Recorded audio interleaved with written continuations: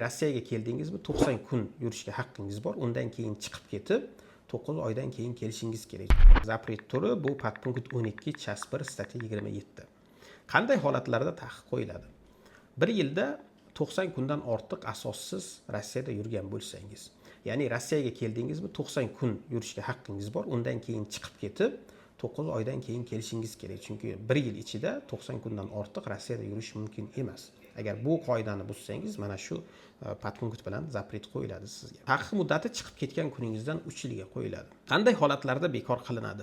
Agar patent bor bo'lsa-yu, shu asos bilan taqiq qo'yilgan bo'lsa, ya'ni patentingiz bor bo'lishiga qaramasdan 1 yil ichida 3 oydan ko'p yurgan deb zapret qo'yilsa, bekor qilsa bo'ladi. Ba'zi holatlarda registratsiya qilmaganligi uchun ham zapret qo'yiladi. Registratsiya qilmaganligi uchun zapret qo'yishsa, sizda patentingiz bo'lsa, bunday holatda ham bu zapretni bekor qilsa bo'ladi.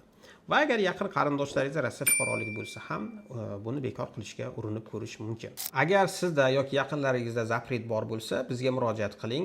Bekor qilish imkoniyati bor yoki yo'qligini ko'rib chiqib aytamiz. Agar boshqa zapret turi bilan zapret qo'yilgan bo'lsa, profilimizga o'ting. Har bir zapret turi haqida batafsil ma'lumot berganmiz.